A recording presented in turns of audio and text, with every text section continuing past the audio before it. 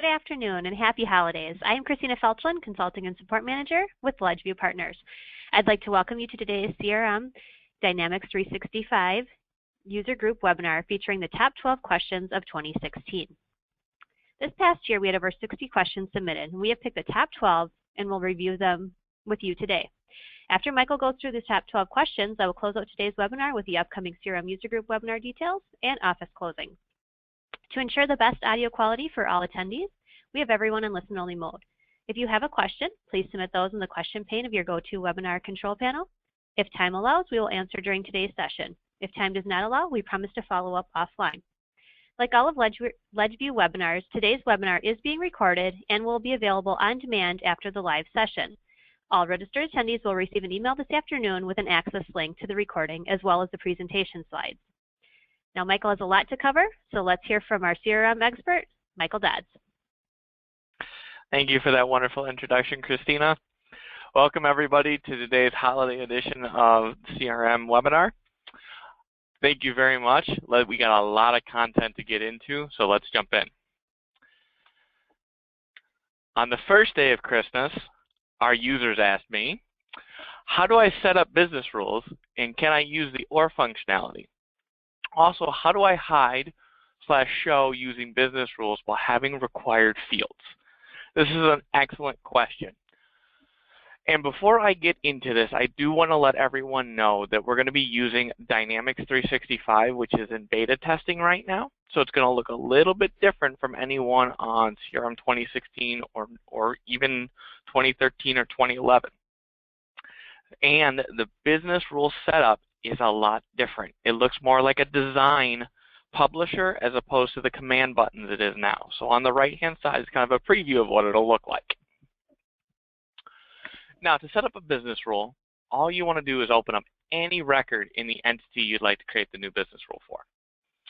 Then there's a form button, as long as you have the admin rights to be able to edit the form. So click on that form button, and then in the upper ribbon there's a business rules section. And then you'll just simply click on new business rule, and this will bring you into the business rule section. It's a lot faster than going through customize the system. Once you open up the business rule, you want to make sure you name it and then set your condition. So for example, if in certain states for your business you have to send out tax information to, for example, Wisconsin. So you would set up your business rule to say, if address one state equals Wisconsin, then we're going to unhide a field that says tax form sent ?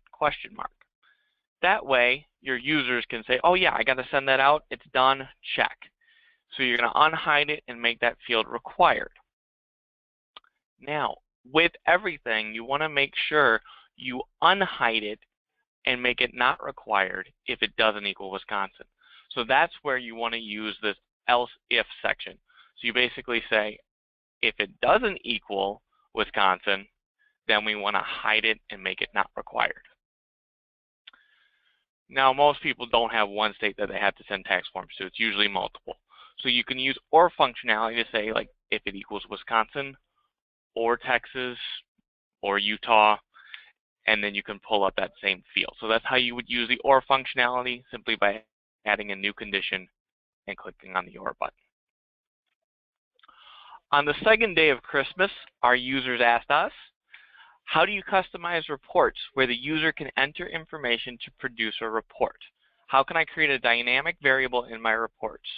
For example, I want to have a report that uses the run date to calculate a time span, so from 1 to 5 months in the future. Fantastic multi-question from our user. There are two main ways to customize a report. There's a report wizard, which is built in the CRM, but is more limited. And your user input would be done through the setting of filters, kind of like you do in Advanced Find. Then there's custom report modifications. Those require developer tools and skills to be able to complete. Now, any report, including reports the user inputs the information for, they can be customized through the report wizard or through custom report modifications. Now, jumping into the portion on the time frame, by using those filters, you can set future look-for dates. So for example, for an opportunity, you can run a report that's looking at future opportunities closing in the next 5 months. And a report wizard can look 5 months into the future. However, if you want to skip that first month and just look 1 to 5 months, that's going to require a custom report modification because the logic within the report wizard can't quite remove out that 1 month. Now, by setting this filter, you're constantly looking at that future time frame every time you run the report. It's always going to look 5 months in the future from the run date. Now, let's jump into CRM, and I'll show you exactly how easy it is to create this. So from our main drop-down, we're going to go into Sales, and we're going to go to Reports. And within Reports, we just want to click on New. And it's going to bring up a pop-up dialog box. We want to make sure that we click on the Report Wizard, which is this command button right here. It's going to walk us through all the steps on creating a report. And you're going to want to start with a new report. So then we click Next. You want to name your report.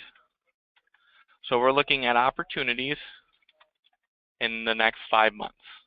So you just want to make sure you name it so whoever's running the report knows what it was built for. And we're only really looking at opportunities. So that's our primary record type.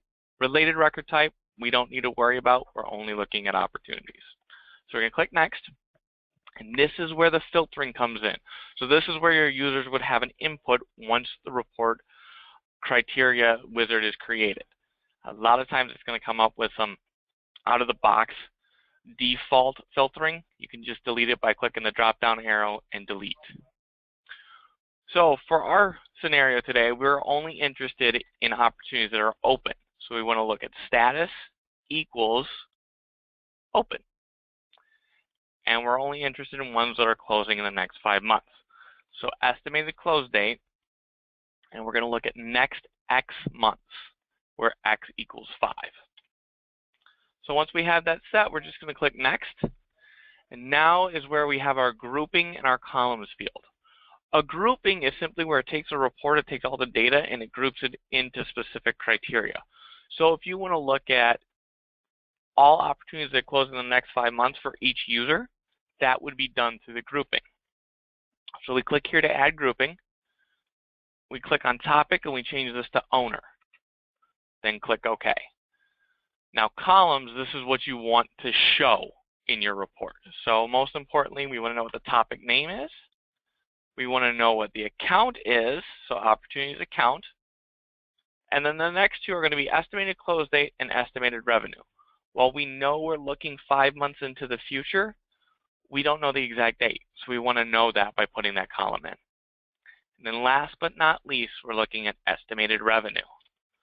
And the really, really cool feature about the report wizard, you can sum the estimated revenue for each owner because they're in the grouping.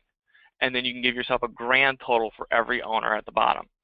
So you just go to Summary Type and click Sum. Then click OK. Now we have our grouping and our columns set. We're going to click Next. We're only interested in the raw data at this point, so we're just going to click Table Only and Next. This gives us a summary of our report name and our primary record type. Click Next. Now it's generating the report in terms of creating it. Now that it's successfully created, we click Finish. Now I'm going to save and close this, and what I'm going to do is I'm going to find our new report here, and I want to show you the user input. So it's going to open up our filtering. So this is where your users can change and add modification filtering to this so it has user input. It's going to give you the base that you set up, but they can make changes. Then click Run Report. And this takes a minute because it's pulling all the opportunities and narrowing them down based on your filters and then putting them into the report settings. So here's your owners. So for me, CRM admin, I have 4 open opportunities. And then it gives me a grand total of how much the estimated revenue is. And then a grand total at the very bottom for every owner.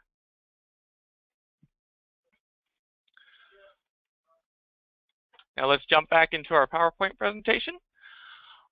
On the 3rd day of Christmas, our users asked me, I am in CRM 2013. I'm trying to export a large list of accounts, and I cannot export the full amount. That is a common issue when you're in CRM 2013 or earlier. The max amount of records you can export is 10,000. So when you make that export and you see the last row that's filled in as 10,001, that means you're trying to export, you have more than 10,000 records.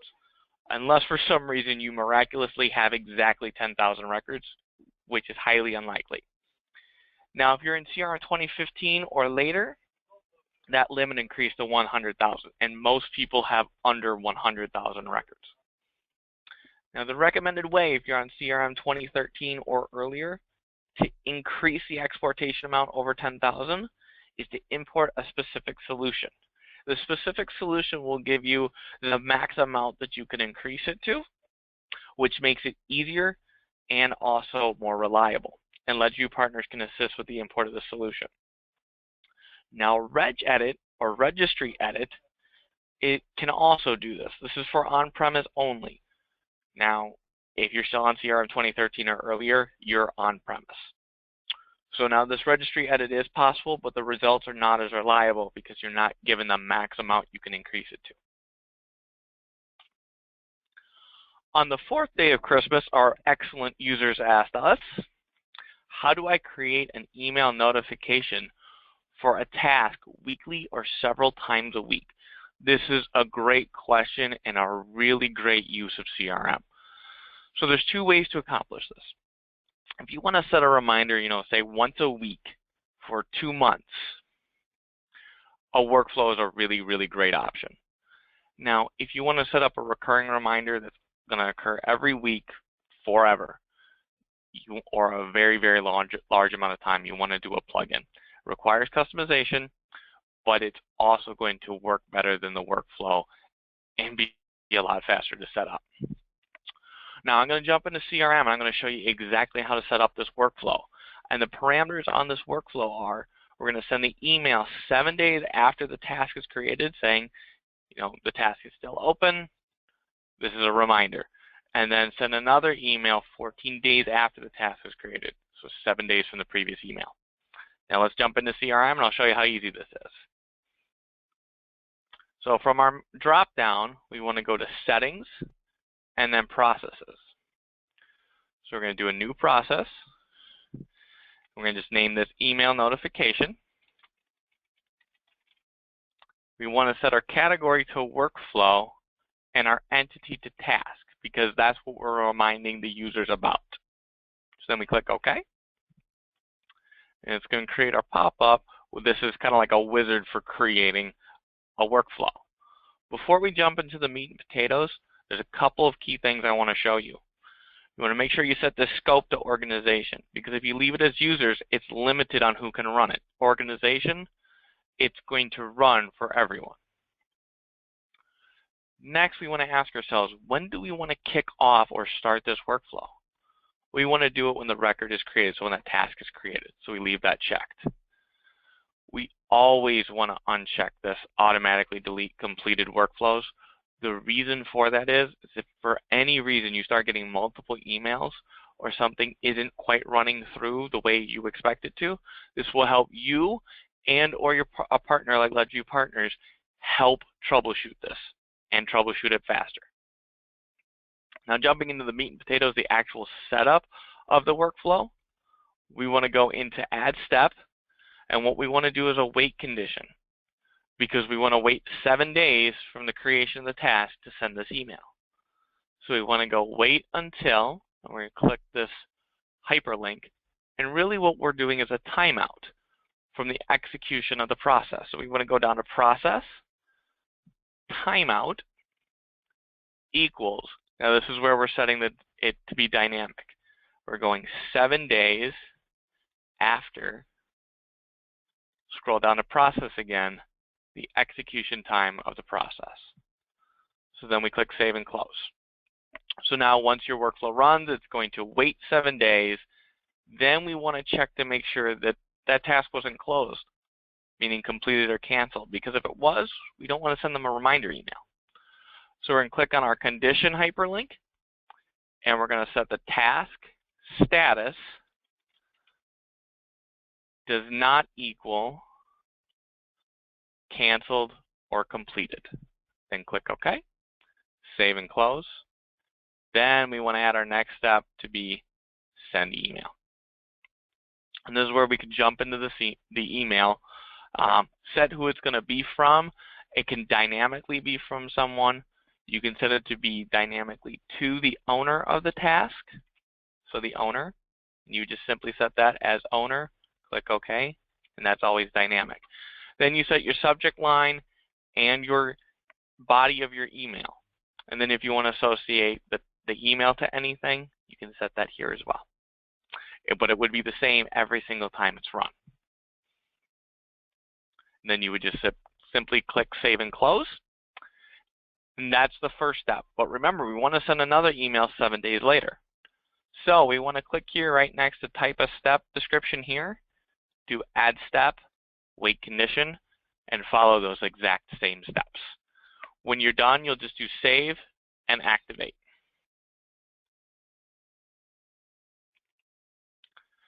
Now, I put in a screenshot of what this will look like for the first 2 steps. In case you're interested in the future in setting something like this up, you have a starting point. On the 5th day of Christmas, my users asked me, what's the best practices for an email integration, and are there any other options outside the Outlook add-in? Great question. The basic best practices are you want to manually track and set regarding emails within the Outlook client. Now, if you desire to associate an email to any record, always use set regarding because it's going to track it and then regard it to a record. You can use auto sync to sync the shortest amount of time. Now, that amount of time is set by your system administrator. And that system administrator can set the lowest sync time to be between 5 and 15 minutes. And that's depending on if you're on 2016 or earlier. But you always want to set it to the lowest amount because then you're frequently syncing and you're constantly updating CRM from Outlook. Now, other options away from the Outlook client is utilize server-side sync to track emails automatically. This will eliminate the need for the Outlook client. And with Email Router to do this, it requires a forwarded mailbox, so most people with an email router won't do auto email tracking. You can auto track with server-side sync and with Outlook client, which is pretty cool, the following sections. Track every email that comes in, emails that are in response to a CRM email, emails that come from leads, contacts, or accounts that are in CRM, or emails from records that are email enabled, meaning they have an email field on the record. Now, this sounds great, but unfortunately you cannot pick and choose which emails you want to track. So if it falls into one of these categories, it's going to be tracked. If it doesn't, it won't be. So with Outlook client, you can pick and choose what you're going to track. So the best practice is to set up server-side sync or Email Router as your outgoing email, and then the other 2 to be by Outlook client. Now, CRM app for Outlook is another possibility. This is brand new, and it only works for server-side sync. So there's a lot of conditions to it. So I recommend contacting a partner like us here at Ledgeview, and we'd be happy to walk you through it. On the 6th day of Christmas, our users asked us, how do I change the filtering for global search? How do I change what is available in global search? 2 great questions. Now, to change the filtering for global search, it's simply updating a view. So you're going to navigate to customize the system because it's a system view. And then you're going to open the desired entity by clicking on this drop down next to entities, and then the drop down next to the actual entity you want to make the update to. Then click on views, and then click on the quick find view. And then when it opens on the right hand side, there's going to be edit filter criteria. Click on that, and then you're editing your filters just like you do an advanced find of what global search will pull. Now, if you want to change, add, or remove different entities to be used in global search, let's jump into CRM. I'll show you how to do that. So from settings, we want to go to administration and then system settings. And we're going to stay on the general tab. We're going to jump down to the Setup Search, select entities for categorize search. You're going to click Select, and if you want to remove any, so if you really don't want to look at competitor because your company doesn't use that or isn't as important, just highlight it and click Remove. But appointment is something that's very important. Then you can click Add. And then if you highlight it, you can choose where it's located. You can move it up or down. And that's how the order it will show in Global Search. Once you're done, you just simply click OK again, and now it's set. On the 7th day of Christmas, our wonderful users asked us, I would like photos of contacts on the main contact page. Why is there no photo field? There actually is a photo field, but it's a little bit deceiving. So the shadow area right here, kind of like a grayed out person, is where you would update that. So you would click on this section and you would upload a picture from your computer.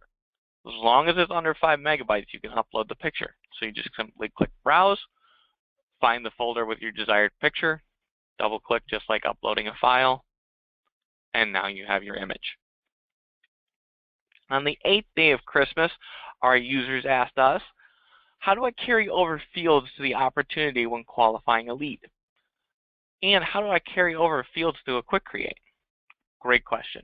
Now, before we jump in and look at data mapping, I want to say you have to set up the fields on both the source entity and the target entity. So a lead would be the source, opportunity would be the target. Now, if you're doing quick create, the only difference is you want to make sure that's on the quick create form of the target entity. Most people don't do it for lead to opportunity because of the qualify process, but account to contact is one where that's used quite frequently. So let's jump into CRM and I'll show you the mapping portion. So from settings, we're going to go to customizations, customize the system. And this can take just a minute to load. The reason for that is you're loading all the different editing types. Now in here, you want to go to the source entity. So you want to go to lead. So click on the little drop down next to lead. One-to-N relationships, which simply means one-to-many. I recommend sorting by related entity and look for your source, so opportunity. Double click on opportunity. It's going to open up another pop-up box, and we're going to click on mappings.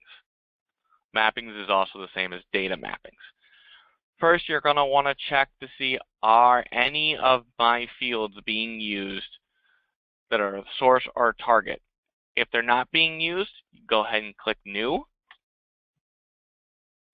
It's going to open up a new field here. Scroll over to display name, sort, and then you can scroll to where your new field is.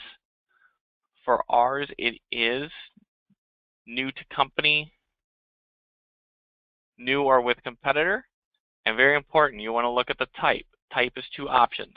Then we go over to our target and do the same thing. We want to make sure those types are the exact same. Because when you set up the fields to be on both, the field type must be the exact same, and any extra qualifiers like the maximum amount of characters, the minimum or maximum amount for like a whole number. You want to make sure that those are the exact same, otherwise you will run into issues. Once you check them, you simply click OK, and it's going to create the field mapping. Do save and close and publish.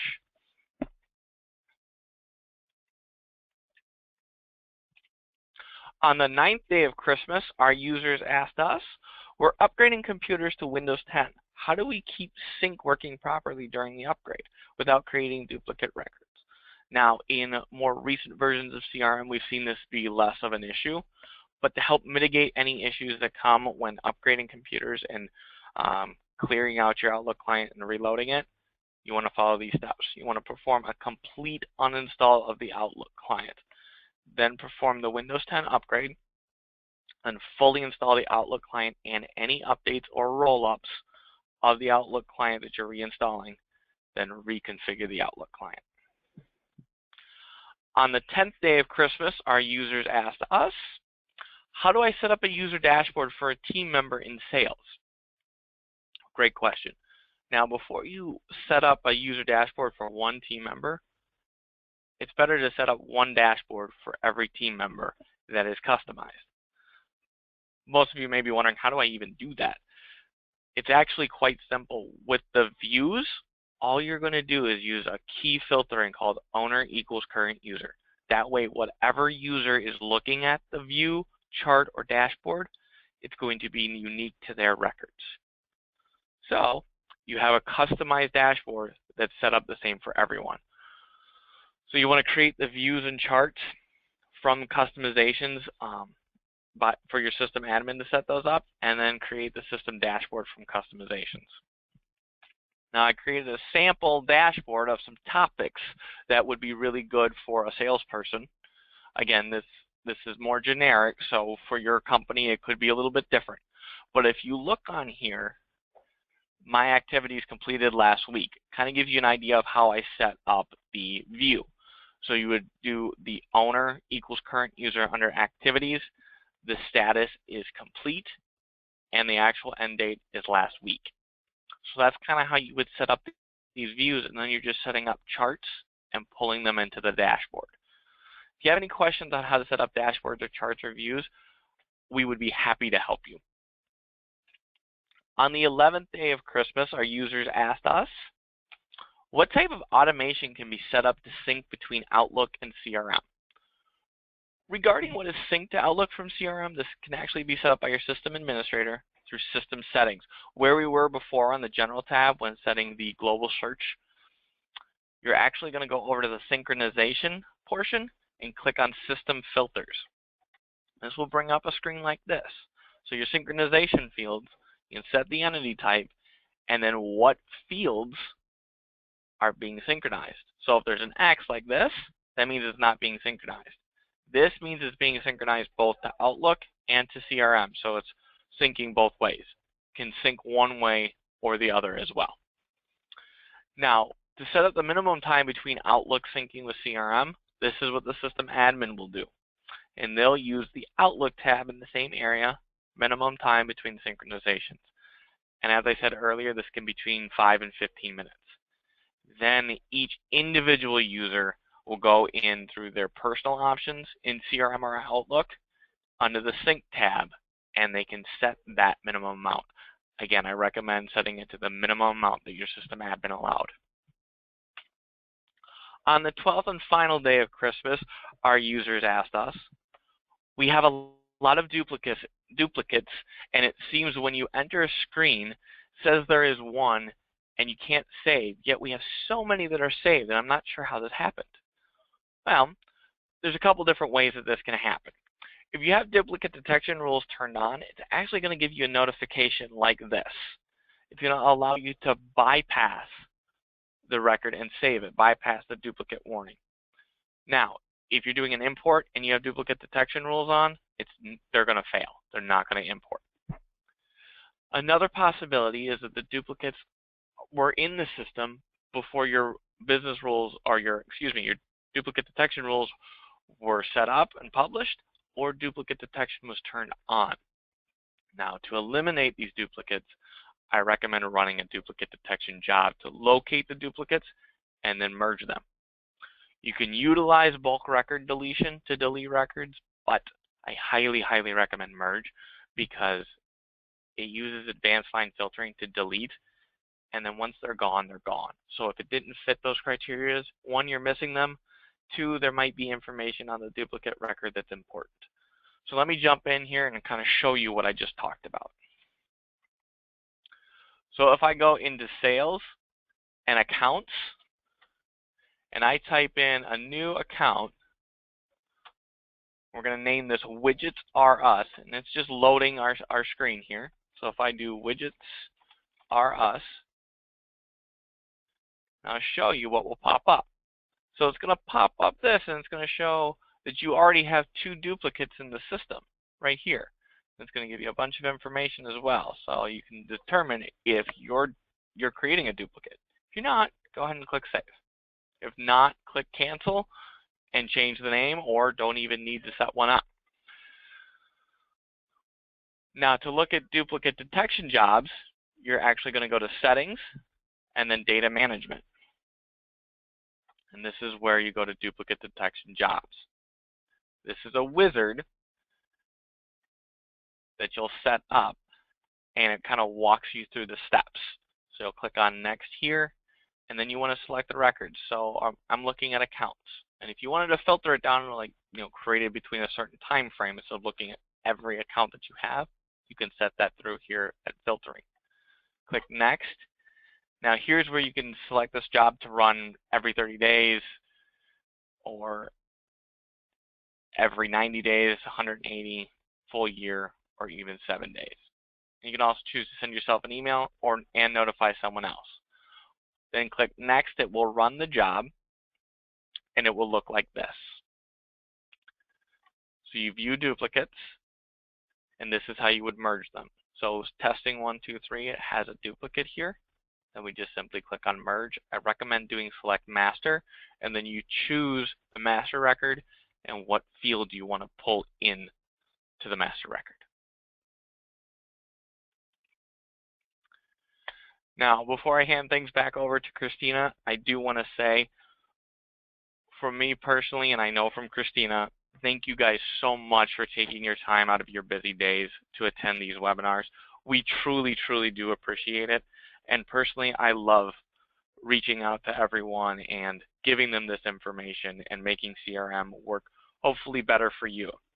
And from all of us here at Ledgeview Partners, I hope you have a wonderful holiday, and we look forward to speaking with you in the future.